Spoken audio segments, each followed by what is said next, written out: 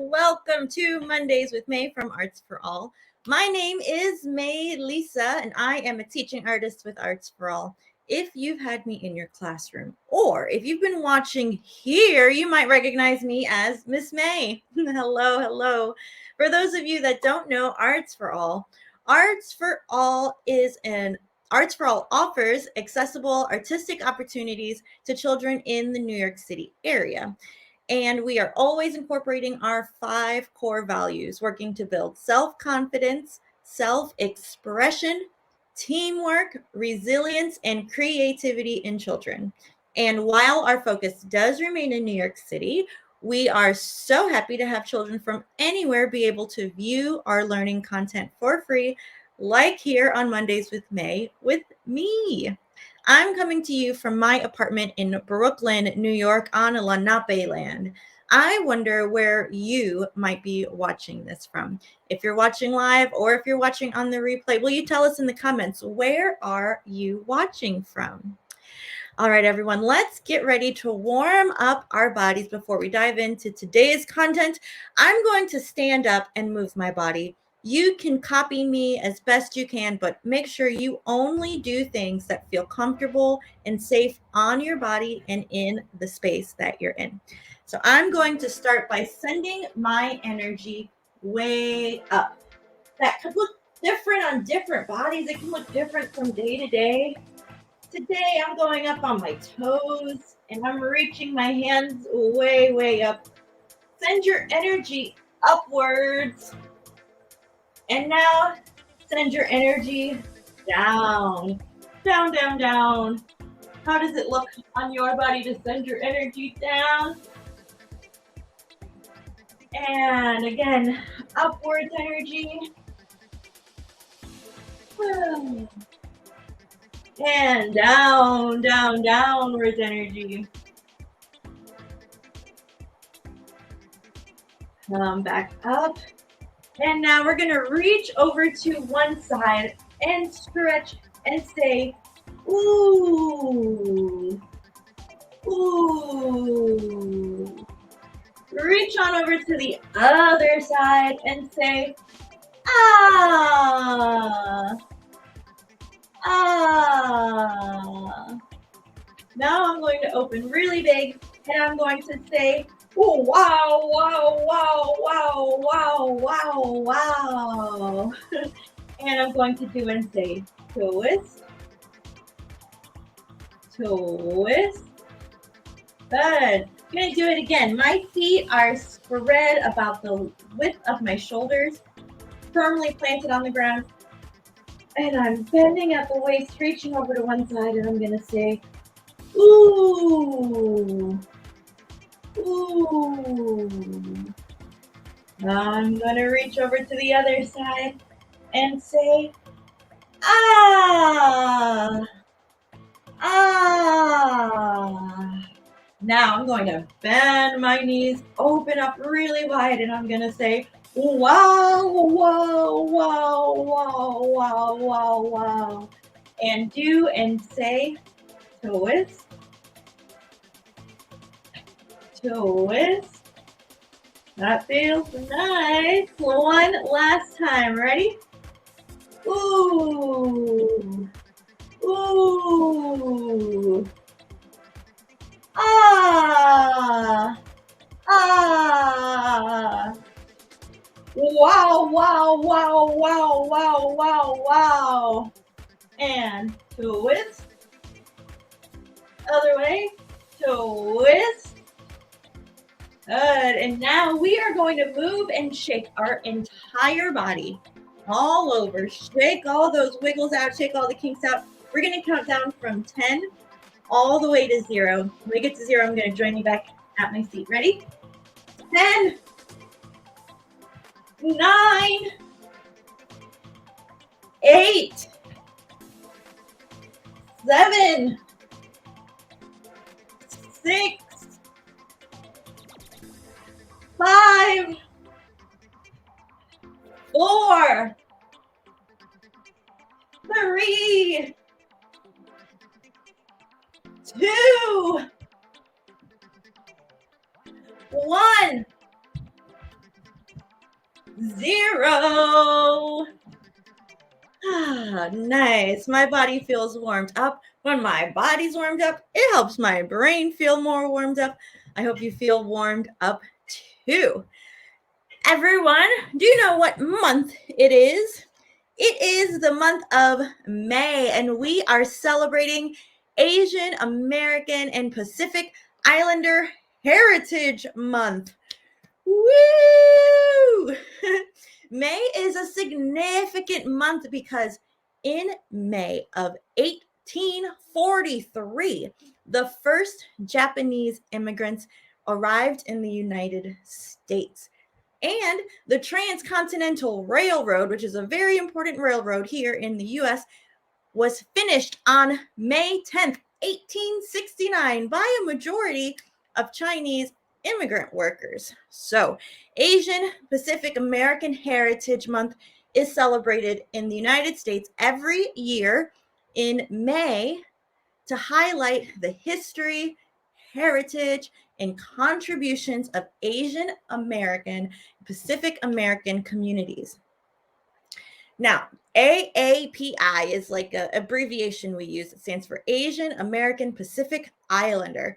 They play such a big part in the history of the United States, contributing to stronger societies as individual people and as a group, and their ancestry goes back to continental Asia, the Middle East, Asia, Southeast Asia, the Pacific Islands. I want to show you on the map so we can get an idea of where these groups of people came from. All right, let's make the map bigger, please. Oh, perfect. Okay, so we're starting off with the map in New York. That's where I am. And you see there's the Statue of Liberty right there. Now let's zoom out. When we zoom out, we get to see, whoop, whoop, whoop, backing up, there's the United States. My guess is that most people watching will be watching from the United States. We got Canada right up above us, sharing a continent, as well as Mexico right below, sharing that landmass. Okay, we're going to zoom out even more, and we're going to go over this way. Let's just scooch a little bit. And way over here, we are going to zoom in again. So here is Asia. Asia, that's the part of the word an Asian American. And these are the Pacific Islands above Australia. Okay, and this is Africa. So next to Africa and Europe, we have Asia and we have the Pacific Islands. Let's zoom in a little bit. Look at how many countries are represented here. We have China. We mentioned China when we talked about the Chinese people that came over and helped to build that railroad. We have Japan here. We have North Korea. We have South Korea. We're going to hear that place again today. So many countries, very diverse cultures, all within this place. Can you imagine how many different languages there are, how many different traditions and cultures because there's so many different countries represented in Asia and the Pacific Islands. Okay, we're going to zoom out again because it seemed like we went so far, and it is pretty far from when we scooched over to see where Asia was from the United States. But guess what? The Earth is like a big globe. It's like the shape of a ball, like a circle. So if we would have went the other way, you could get from Japan zoop, over here to California. That's what the first Japanese immigrants did way, way back in the day in May. So check it out. Here is Asia. This is a different perspective. And here is the United States over here. And this is the Pacific Ocean. And we have those Pacific Islands here. And Hawaii is over here too. Right over here. So Native Hawaiians are also part of this Pacific Islander culture and people. Very cool. I got to tell you what, when I was looking at the map today to make sure I knew what we were talking about with the Asian and Pacific Island countries, I learned some things. I saw some country names that I honestly didn't recognize. I learned about some cultures that don't have their own country. We'll hear about that a little bit later too. And I learned that this is kind of a sidebar. Russia shares land with Asia. So most of the people that live in Russia live in the European part of Russia, but Russia's landmass, actually, some of it is also in Asia. I didn't know that before. I thought that was pretty interesting. Okay, now we're talking about Asian American and Asian American Pacific Islander heritage. So now we've looked at the map and seen where that place is on the map of the world. But do you know what heritage is? Heritage can mean a lot of different things. One really important way that we share and learn about our heritage is by telling stories and passing down stories from generations to generations. And with those stories come traditions, sometimes religion, sometimes it's stories about superstitions or myths or things that happened long ago that we keep telling those stories over and over and pass them down from generation to generation. So it could be your parents told you a story that their parents told them, that their parents told them. Those are ways that we keep heritage alive. Also sharing food, art, and music. All of those ways are ways to learn about heritage, celebrate heritage, and to keep heritage going from generation to generation. So now, friends, I'm going to share a story with you from a really awesome artist named M.J. Kang, and she is from Seoul, South Korea. I want to make sure I'm saying the right place. Yes, she's from Seoul, Korea, and she actually moved to Canada, that we saw is right above the United States, when she was 2 years old. And we are going to watch a video that she made called Harabogee and Me, about her relationship with her grandpa. That's what her Harabogee is. So let's tune in, and we are going to watch this wonderful video from M.J. Kang. She's an amazing award-winning playwright and storyteller, and she was a guest with us here last year. We were lucky enough to have her with us, and today we're going to watch her video. Enjoy.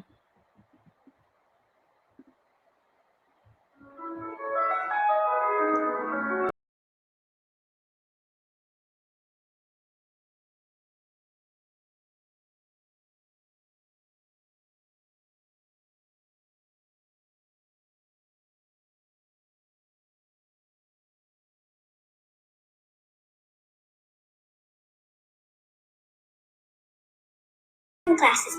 He's wearing his gray sweater. It has 2 front pockets which are full of candy.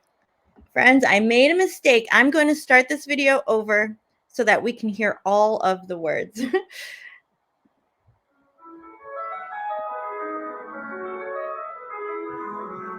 I am 5 years old, and I see my grandfather, my Harabogee.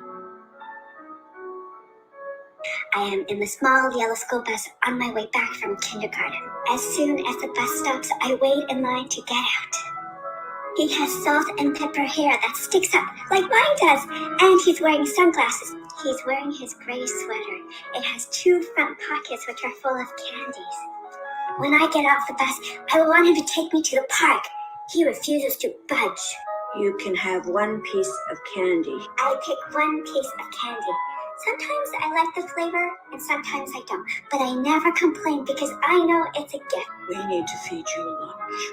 And we go upstairs to the 4th floor, and he prepares me pap rice with panchan, side dishes, and kim, nori, to wrap everything up in.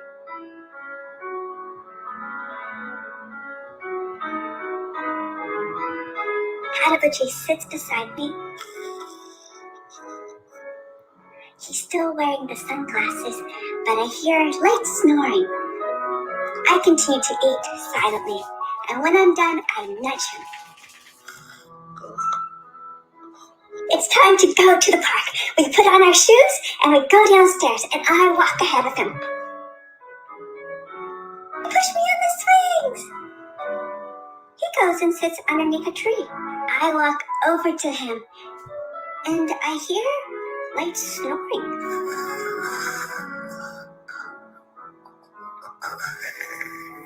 I put my hand under his nose and I feel his breath. I look underneath his sunglasses to see if his eyes are open. His eyes are open! Harabogee, push me on the swings! I don't want to.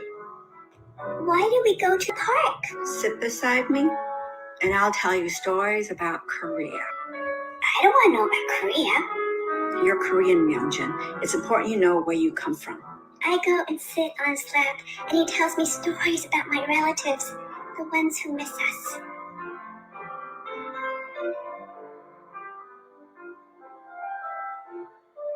Korea is a place I was born in, but moved away from when I was 2 years old. For years, he tells me about Korea, and then Korean fairy tales. I start to notice that he's sad. Do you miss Korea, Harabogee? I do. I see Harabogee packing his bags. We're at the airport, and Harabogee gives me a big hug. When you go home, look in my drawers.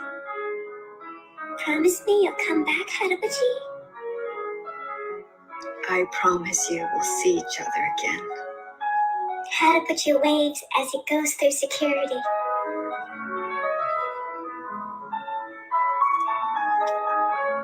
When I get home, I see his drawers are full of candy.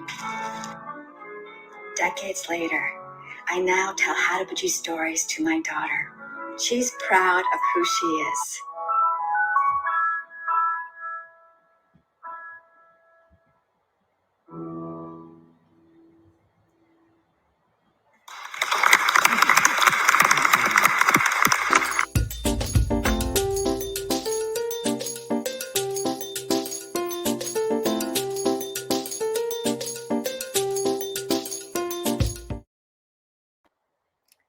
Well, thank you so much to MJ for letting us share her story again today. Now we are going to read a book called The Most Beautiful Thing. It's by Kalia Yang, illustrated by Koa Lei. This story, whoopsie. I wonder if you can, by looking at this cover, if you can think of something that this story might have in common with the story we just heard. Okay, let's see here. Well, I can see a young person with, looks like an older person, and I'm gonna give it away. It's another grandparent.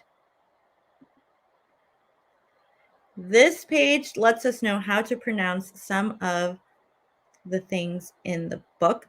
I'm going to do my best to pronounce everything correctly. The most beautiful thing. My grandmother is so old. No one knows how old she is. Not me, not my big sister Dob, not our cousin Lay. My father waits patiently when we try to guess her age. He is my grandma's 9th and youngest child, and even he doesn't know how old she is. We know that my grandma was born on the other side of the world, across a wide ocean. We saw that on our map. My grandma comes from a time and place where creatures lurked in the jungles, waiting to chase unwary children.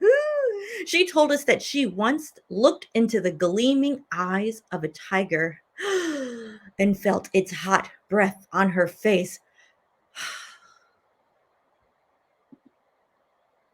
By the time I was born, my grandmother already had an old woman's face. Her skin was soft but dry like paper, and her mouth was a single tooth. Grandma said, "It is the only thing standing strong in my mouth, this final tooth that my mother and father gave me." I asked to see a picture of her parents. She said, "Minib, they lived in a time long before the Hmong learned of such things as photographs." She pointed to her heart. "The only picture I have of them is here." Now, she mentions it's spelled Hmong. I think it's pronounced Young. I learned that it's a group of people that do not have a country. They're a culture of people that have lasted a very, very long time, and they no longer have a country, but a lot of the people from this culture live in China, but they are not considered Chinese. Thought that was very interesting.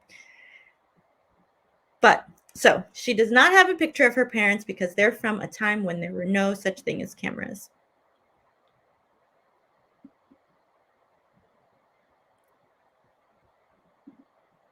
The luckiest of the grandchildren got to help take care of Grandma. Lee got to wash Grandma's clothes by hand at the bathroom sink with sweet-smelling pink soap. Dob got to wash Grandma's soft brown back in the bathtub with a soapy cloth. And me, I got to clip her fingernails and toenails while Grandma sat on her favorite stool in the light from the window. I can still feel the roughness of Grandma's heels in my hand, the thickness of her toenails in between my fingers. I can see the bottom of her feet, thick and brown and broken, deep cracks filled with dirt from long ago and far away. Grandma told me that her mother and father died when she was a little girl. Grandma was just a child herself, but she had to take care of her 2 younger brothers and baby sister. I looked up at my grandma from the place where I sat at her feet, and I asked her, "How did you get food for them?" Grandma said, "I didn't find enough food. We lived always with hunger eating us on the inside." All my life with her, even with just her one tooth, Grandma never said no when we offered her something to eat. The ice cream truck was singing its song from down the street. I looked underneath the couch for quarters. There were none. So I got ice cubes from the freezer. So instead of getting ice cream, she settled for ice cubes. I offered one to Grandma in my red plastic cup. She smiled at me.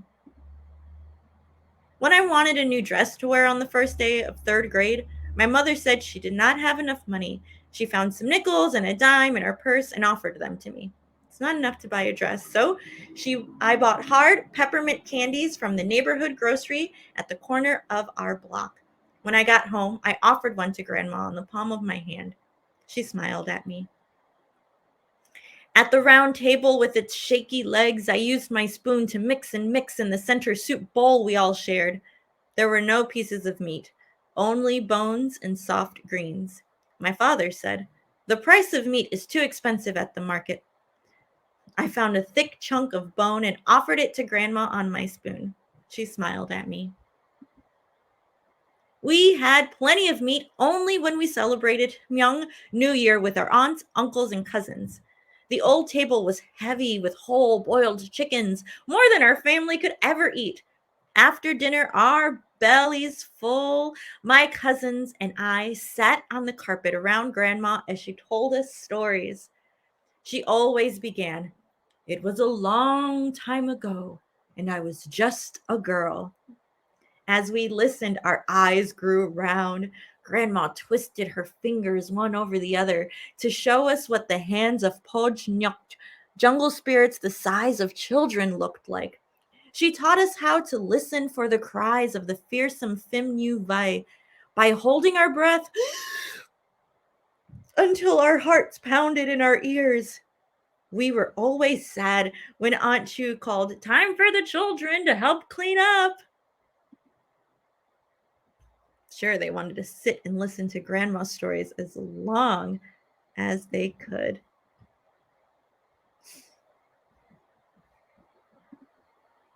On a cold day, when the snow blew onto the window panes and the light was dim, I asked Grandma about the dirt in her feet. She told me she didn't have shoes after her mother and father died, so she went shoeless to the mountains to tend to the family field. She ventured into the jungle to look for wild roots, bamboo shoots, and edible mushrooms. And one day, she was chased by a tiger. As she fled, her bare feet broke open on the branches. Oh my goodness. I squeezed her feet in my arms and pulled them close to my heart, a hug for the hard road she'd walked to get to me. Can you imagine what a life Grandma's lived? Each year, cutting my grandma's nails went faster because I grew stronger and bigger and more able. Each year, Grandma's feet felt smaller and smaller in my hands and my lap. Her stories, too, slowed with the passing years. The pauses between her words grew long.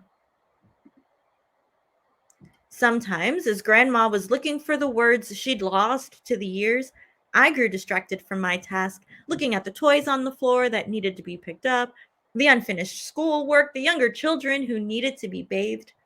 Her deep, even breathing would call me back to the moment, only to find her eyes closed in sleep, one hand braced against the window to cradle her head. I grew unhappy with our life. I was tired of getting ice cubes from the freezer when I really wanted ice cream. I was tired of never getting the new dress for that first day of school. I was tired of gnawing on the bone in the soup when I wanted meat for myself and my grandma. One evening, I studied my face in the bathroom mirror, wishing my teeth were straight. I came out of the bathroom and said, "Mom and Dad, I want braces. Can I have braces?" My mother looked up from nursing my baby sister and said, "We don't have any money. Maybe next year." My father looked up from my toddler sister. He was bouncing on his leg and said, "I wish we could get you braces, but we can't right now." My grandmother looked up from her special stool by the big window. "Kalia," she said, "look at me." I turned to her in the glow of the early evening. The sun was low in the sky, and its golden light fell on her face. Grandma asked, "Is my smile not beautiful?" In that moment, I could see all the times my grandmother had smiled at me. I could taste the cold ice cubes that melted summer's heat from our tongues, the sweetness of the hard peppermint candies, and the deep flavors of the bone broth in the bowls of boiled greens. Lots of good memories with Grandma.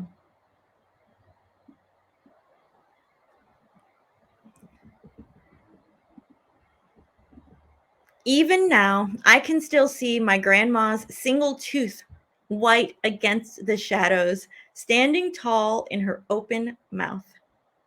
Her smile was the most beautiful thing. That was The Most Beautiful Thing by Kalia Yang. Hope you enjoyed. Another story about grandparents sharing their stories, sharing memories, and passing on heritage. All right, friends, we are going to get ready to move our bodies with our 60-second dance break.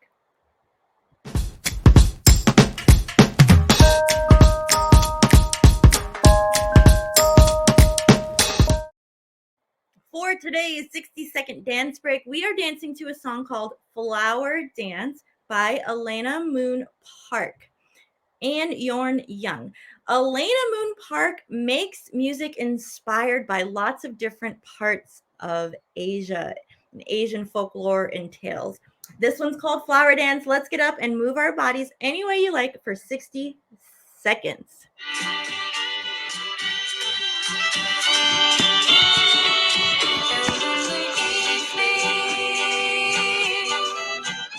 Children dancing and prancing and jumping high and low under the moonlight. We will tell each other stories as the seasons come and go. Oh, when the flowers dance, flowers dance, we sing the song.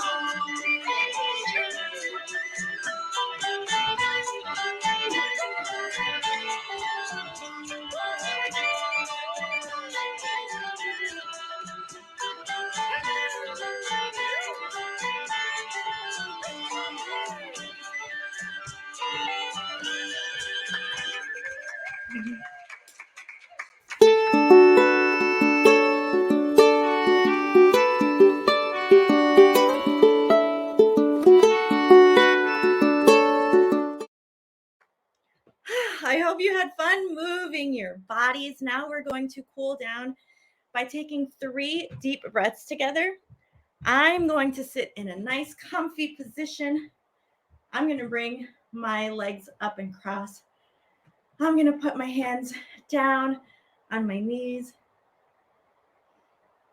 Try to slow my breath. And now let's take 3 deep breaths together. I'm going to use my hands to scoop the air as I breathe in. Ready?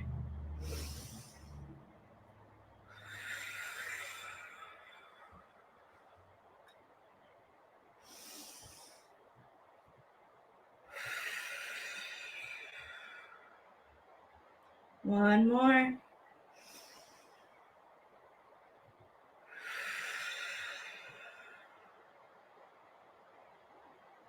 Give yourself a squeeze, pat on the back, and give yourself some love because you deserve it.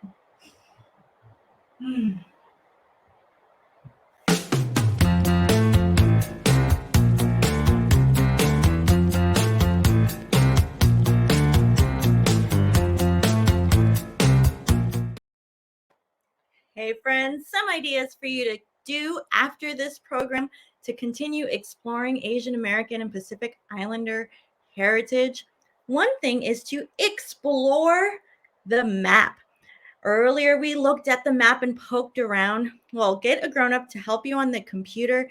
There is a way on some of the map apps that you can kind of put your little person down into the map and look around. That can be really fun. You can see how different all the places are. Like I said, there's lots of countries included in Asia and the Pacific Islands. So there's lots and lots to explore. Another thing is to listen to stories. You can find more stories from MJ Kang, listening to the music of Elena Moon Park. You can hear about different stories from the Asian American heritage. Also, did you notice that in both stories that we heard today, it was about grandparents sharing stories with their grandchildren? So if you are lucky enough to have grandparents around or that you can call or see or video chat with, I encourage you to call them and ask them for their stories as well, so you can learn more about your heritage.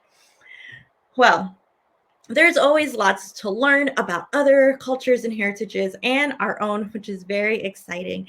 So, friends, I hope that you are encouraged to ask questions, be curious, and keep learning and appreciating.